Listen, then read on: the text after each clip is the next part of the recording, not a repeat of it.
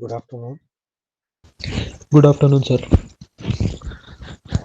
Okay, so we will start the anti-friction bearing. Last class also we have discussed about anti-friction bearing. Okay, just I will briefly recall and I will continue that. So in rolling contact bearing, the contact between bearing surface is the rolling instead of the sliding. Means in sliding contact bearing, there would be sliding motion between the sliding contact between bearing surface and shaft surface.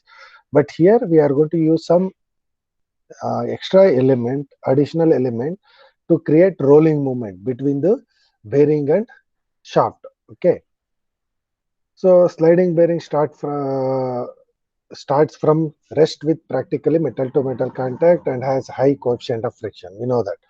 Okay, so initially it will have the metal to metal contact. So when there is the contact between the shaft and bearing takes place, there will be the high coefficient of friction. So the advantage of rolling contact bearing is the low starting friction because of there is no contact between shaft and bearing. Okay, initially there is the friction is very less in the starting point. Okay, due to this low friction offered from the rolling contact bearing, that we can call this as the anti-friction bearing. Okay, so these are the advantage: low starting and running friction, except very high speed.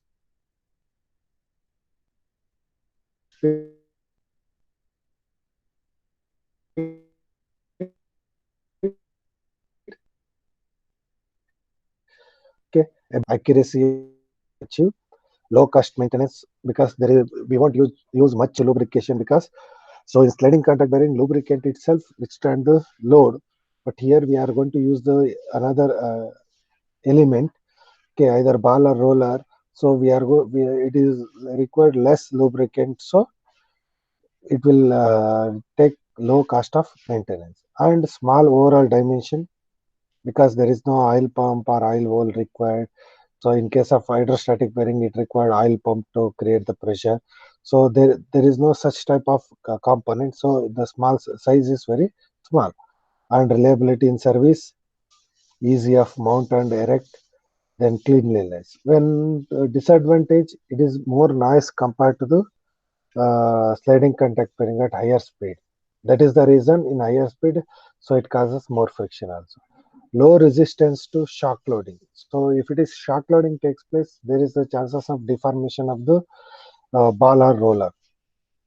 Okay, and more initial cost because we are going to use the ball or roller, and then it required cages to align the ball or roller. Okay, so the initial cost is high and design of bearing housing is complicated because of the more number of component is required, means it required additional components, so the design of bearing housing is complicated. Okay, when come to the types of rolling contact bearing, so we are already studied, we have the two types of rolling contact bearing. One is the ball bearing and another one is the roller bearing. Okay, so it consists of inner race and outer race. The in between these two the ball or rollers are mounted. Okay, then number of balls or rollers use this uh, cases to maintain the proper distance to maintain the proper distance between the ball or roller. We are going to use the retainer, and the load carrying capacities depends on the number of balls or rollers. Okay, so these retainers are the thin strip are usually in the two parts which are assembled after the ball are have been placed or spread. Okay, so then the ball bearings are used for light loaded and roller bearings are used for the heavy load application. So rolling contact bearing load, depending upon the load to be carried, are classified as a radial bearing, and another one is the axial bearing. So radial bearing is used to support the radial loads, axial bearing used to support the load. Okay, so when come to the types of radial bearings are, one is single row deep groove bearing. So we are going to produce the deep groove, so the ball will placed here. Okay, so that is the first type, single row deep groove bearing. So during assembly of these bearings, the races are offset and maximum numbers of placed. number of balls are placed. Okay, the races are then centered and ball are symmetrically located by using the retainer or cage. The deep groove ball bearings are used due to high load carrying capacity and suitable for high running speed. Because so deep groove bearings, so we can accommodate number of more number of balls, and it is suitable for high load and also high running speed application. Similarly, load carrying capacity is high. So these are the this about the single row deep groove. And filling notch bearing means, so here we are going to provide the notch to fill the ball inside the groove. Okay, so it is having some inclination, so we can fit the ball here. Okay, so it is not extended to end, so it will only up to midpoint. So and also the load applying is it is only one direction we can apply the load.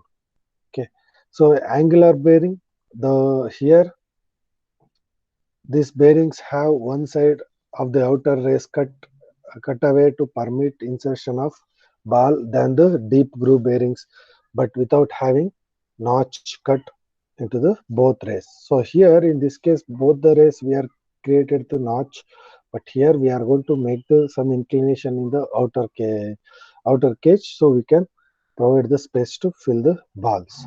So this permits the bearing to carry the relatively large axial load in one direction while also carrying the relatively large radial load. So this is actually actually these are the radial bearing because of by providing the angular slot. So the angular rotation of the outer cage or inner cage, so we can apply the radial load in one direction, which direction you have created the angular. Okay, so the angular contact bearing are used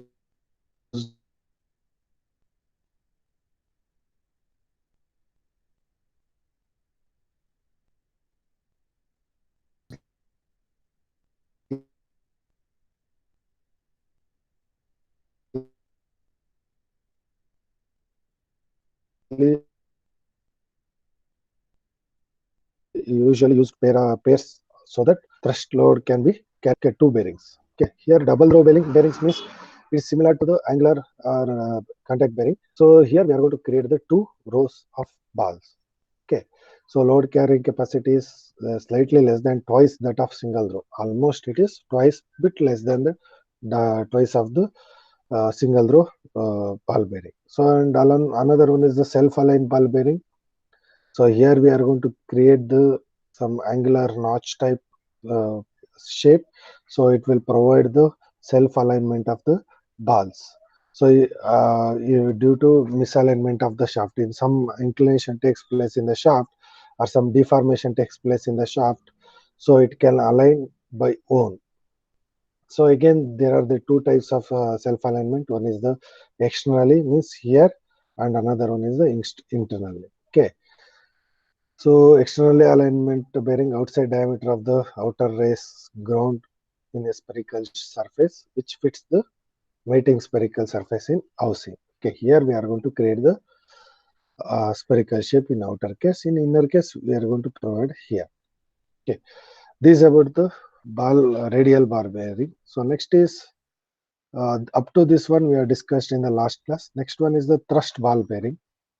So thrust ball bearings are used to carry the thrust load exclusively and at speeds below 2000 rpm. So if it is speed is high, so already I told you, so it will in high speed application ball bearings are provide more noise and more friction. So and along with it is very difficult to operate the thrust load in case of high speed application. So it is limited for 2000 rpm. At high speed, centrifugal force causes the balls to be forced out of the race. Okay, so due to the centrifugal force also, it will cause the balls to move outside from the race. Therefore, at high speed, it is recommended that angular contact ball bearings should be used in place of thrust ball bearings. Okay, so thrust ball bearings, this is the single row thrust ball bearing and it is the double thrust ball bearing. So here see, so this is the load acting direction, so it will carry the load here. Okay, so what will happen in this case, if it is high speed takes place due to the centrifugal force, so the ball will, chances of ball will move from the cage because of centrifugal force. Okay, so this is single row thrust ball bearing. It is the double row thrust ball bearing. Here the two rows of ball will carry the load. Okay, so this is the component, or this is the thrust bearings, generally what we are going to use. Okay, thrust ball bearings. So next one is roller bearings. So here ball and rollers are similar. Ball are spheres and rollers are the cylinder shape. So first type of roller bearings is cylindrical roller bearing. So in this case,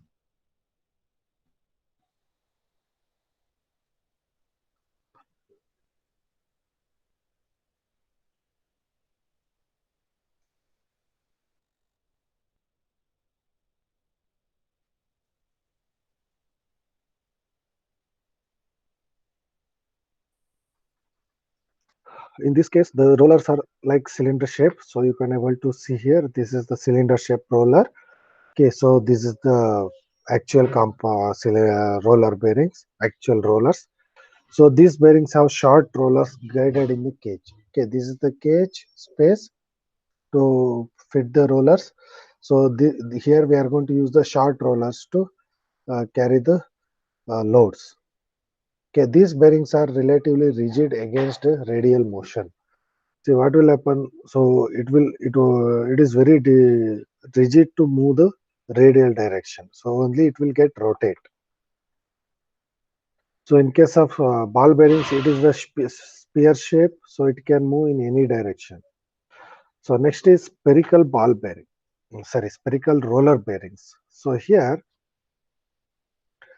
you can able to see here. This is the roller. Instead of straight cylinder, we have created the spear shape. Okay. So spherical rolling bearings are the self-aligned bearings. So what will happen in case of previous straight cylinder roller bearings? So you can able to see here cylindrical roller bearing. If some deformation takes place in the shaft, some misalignment takes place, it is because of it is the straight, it is fit exactly to the cage, outer and inner cage. So if a deflection occurs, it causes the damage in the bearing or shaft.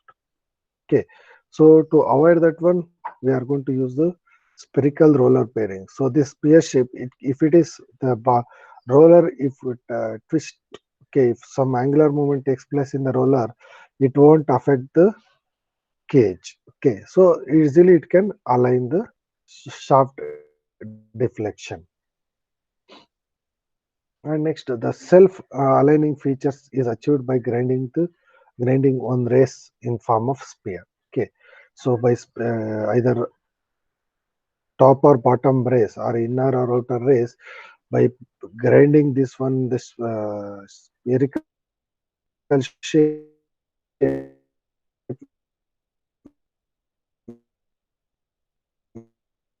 we can achieve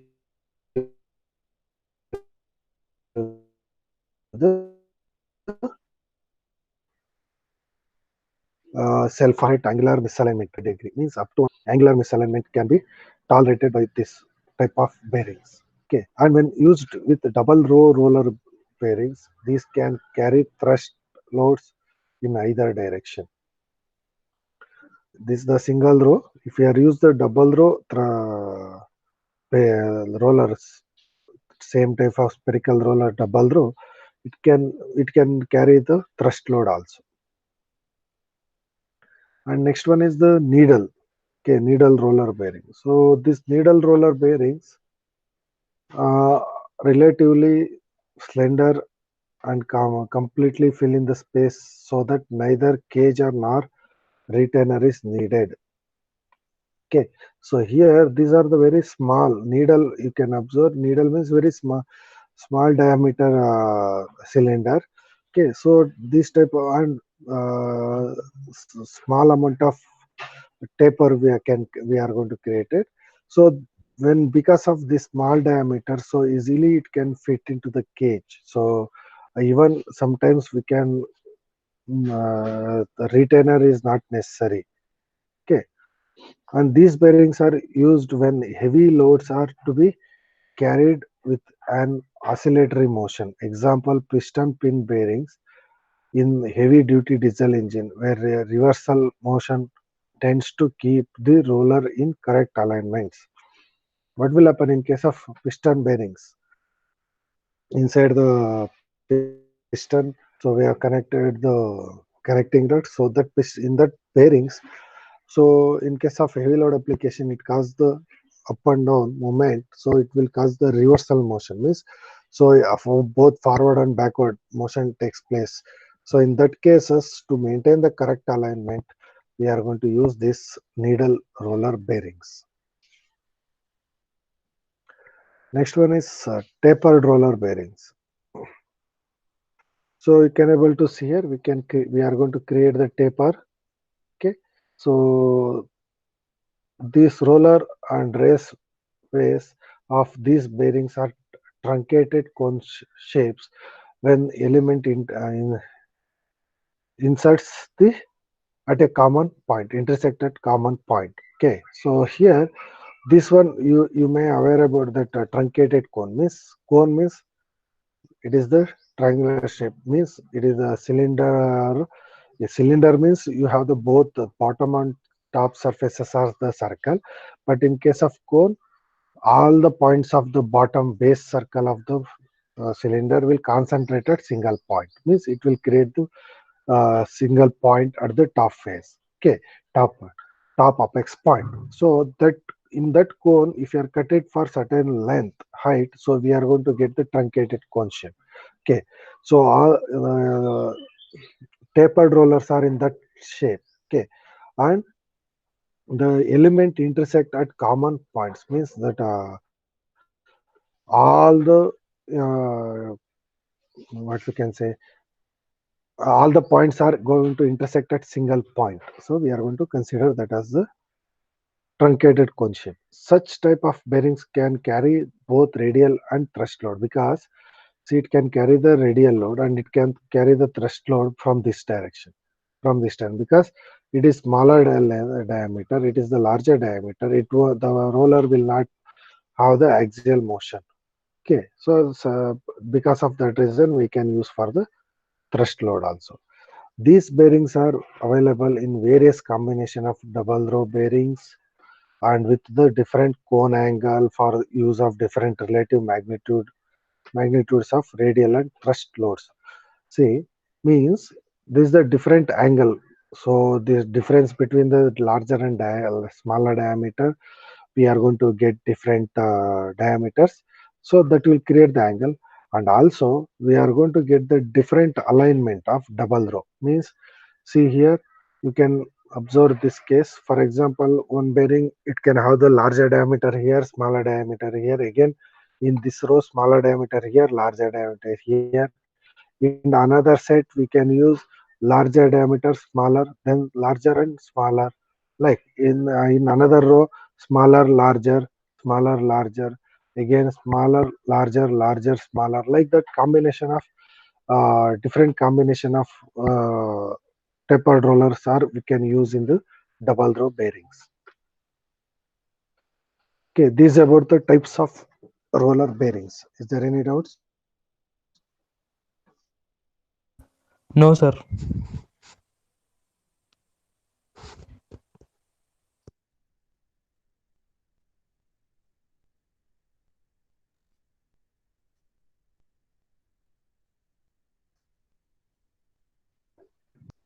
Carrying rate. Okay, so here first one we are going to discuss about the basic static load rating of rolling contact bearing. Okay, so the load carried by non-rotating bearings is called the static load. Okay, when it is at the resting condition, so what is the load carrying capacity of the bearing? we are going to call it as the static load carrying capacity. Okay, the basic static load rating is defined as the static radial load in case of radial ball or roller bearing, or axial load means static radial load or axial load. So axial load where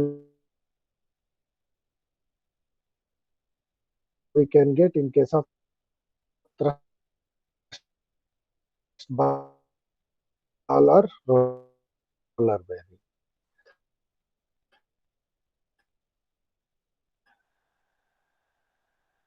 which corresponds to a total without there is any radial that basic static load rating. Okay, so in single row angular contact ball bearing, okay, the basic static load rates to the radial component of load, which causes a purely radial displacement of bearing ring in the relation to rings in relation to each other. See here, it means in case of single row angular bearing, even static condition also, purely radial displacement takes place. Okay, so the bearing rings in relation to each other means displacement of the bearing rings it can takes place means see here.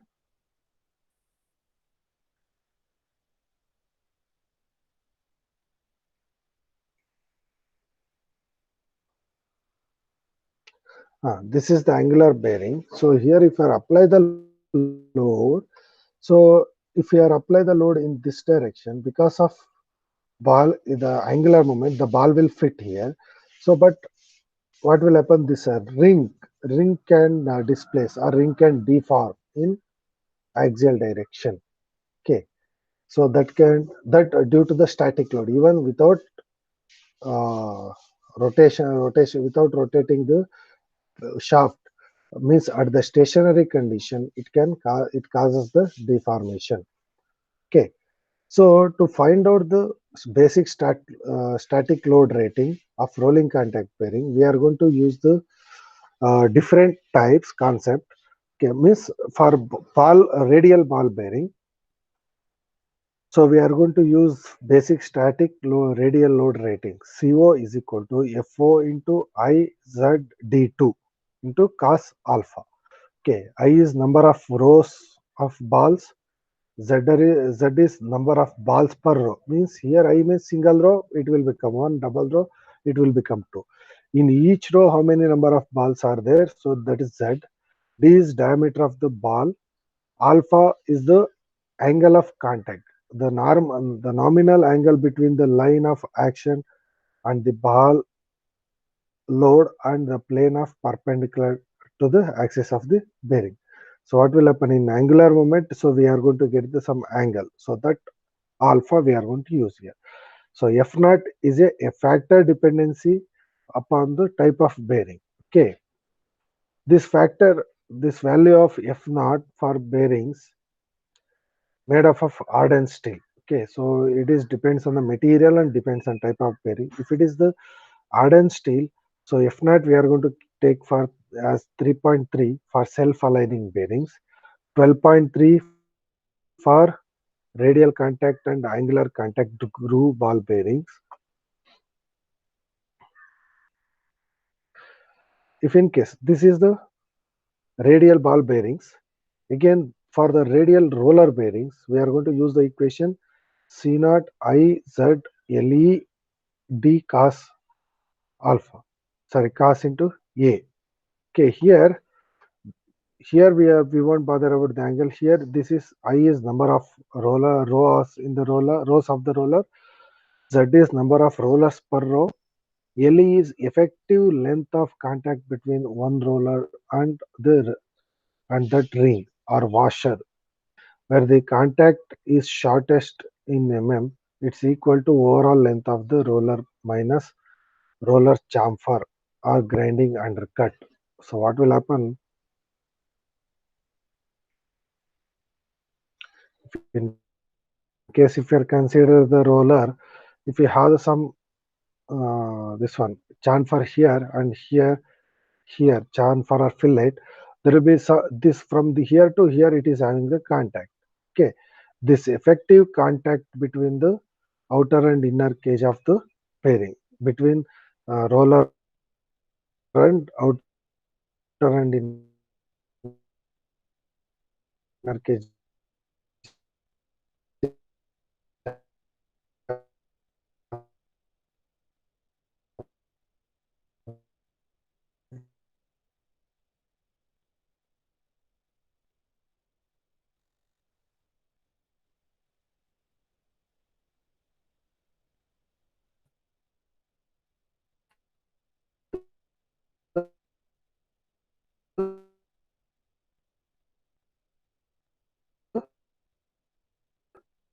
bearing we are going to call as effective length, LE. This is the distance between the bearing.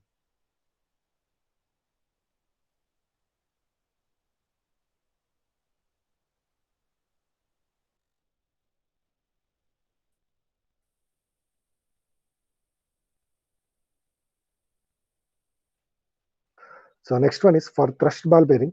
The basic this is thrust ball bearing. Okay. So same thing for axial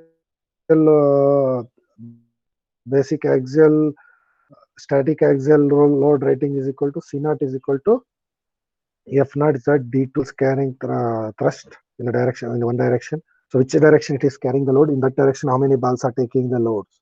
Okay, that we are going to call as the Z. And F naught is 49 for thrust bearing, 49 for thrust ball bearing, which are made of hardened steel. Next one is for thrust roller bearing. We are going to use equation is F naught Z LE D sin alpha. Same thing, all the things here. F naught is 98.1 for this type of bearing which are made of hardened steel. See here, the number of Z is number of roller carrying the thrust load in which in one direction. If you are using double row bearings, so one row will carry the load and another row will not carry the load. So in which row that load is applied, so how many number of rollers are there, we have to count here. Okay, so this is about the basic static load rating. Okay, basic static load rating. So next one is static equivalent load. Okay, so is it clear? Yes, sir. Okay. Thing is static load rating means so how much load it can able to carry. Okay, how much load it can able to carry in that stationary condition. There will be the two concept. So you can able to see in your syllabus he has given like static load carrying capacity, dynamic load carrying capacity. Okay, in case of static can able to carry that we are going to call as the static load. Okay, and another concept is dynamic load. So when it is running, so how much load it can able to carry. Okay, so next one is static equivalent load for rolling contact bearing. Shall I continue or shall we go to? We will continue in tomorrow. Shall I complete this one? Yes, sir. Okay, continue. Okay. In case of static equivalent load, the static equivalent load may be defined as the static radial load in case of radial ball or roller bearing, axial load in case of axial bearings, which if applied would cause the same total permanent deformation at the most heavily stressed ball or race contact at that which occur under actual conditions of loading.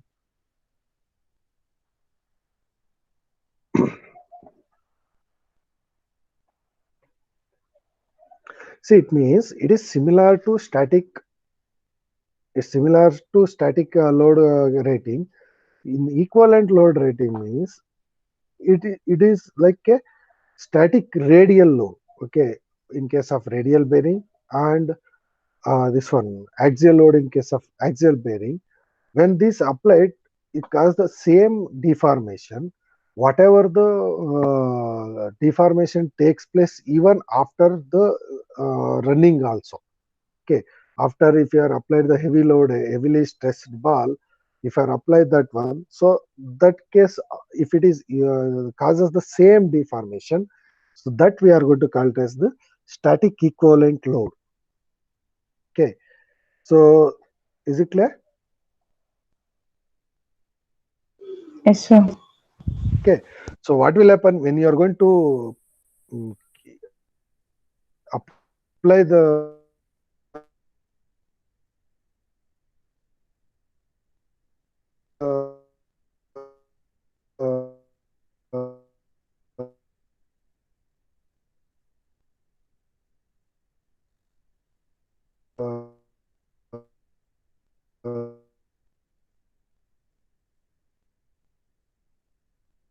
load. So if you are apply the load, there will be some deformation takes place. Load will fill the ball or roller. Okay. So what will happen? We are going to call it as the stressed ball or rollers. Okay. So we are going to force to fit the roller or ball. So that will undergo some load. Okay. That will carrying some load. So that whatever the deformation takes place due to that load force, so that is same as the applying load. Okay, so if both are same, that we are going to call it as the static equivalent load. Okay, the static equivalent radial load, this is WOR, for radial or roller bearing under combined radial and axial or thrust loads is given by greater magnitude of those obtained by following two equations. Okay, from following two equation we can obtain the static equivalent load. So one is WOR is equal to X naught WR plus Y naught WA. Okay, here WR is the radial load, WA is the axial load, X naught is radial load factor, Y naught is axial or thrust load factor.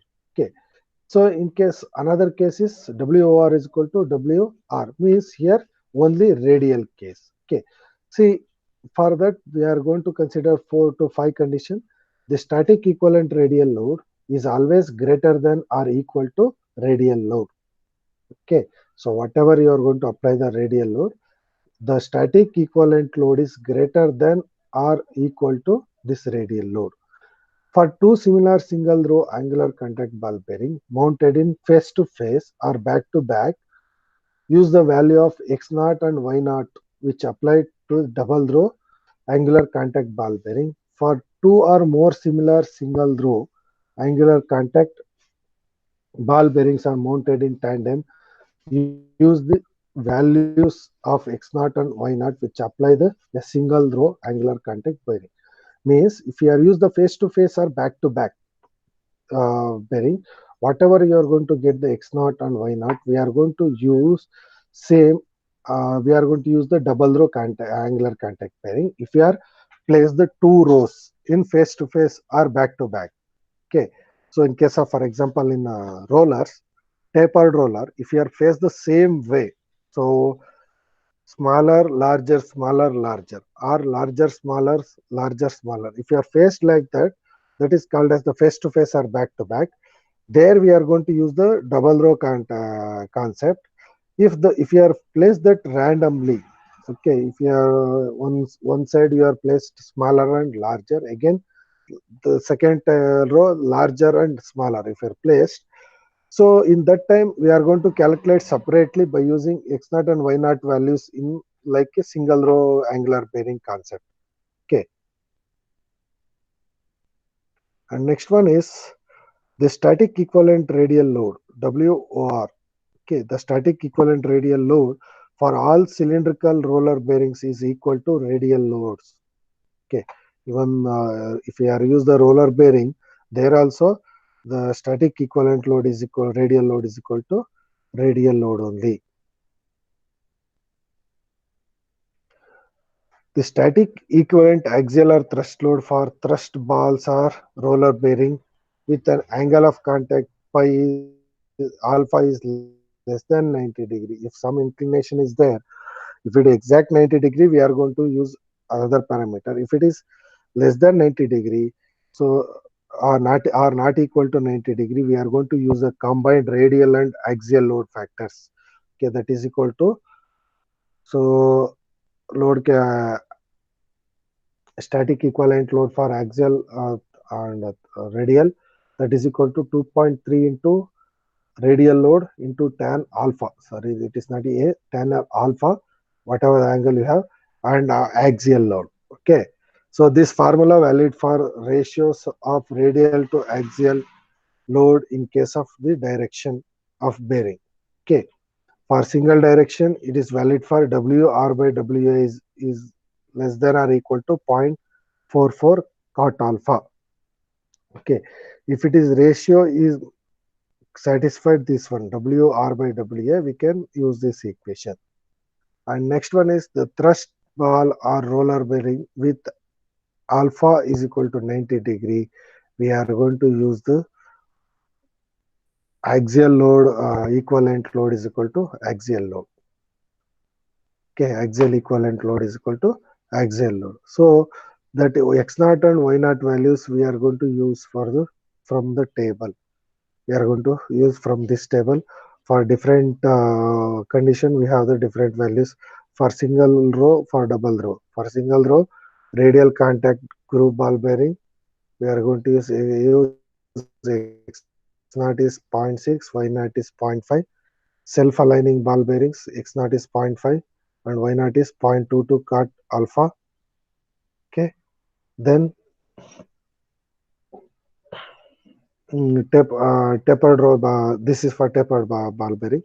Angular contact bearing, so we are going to use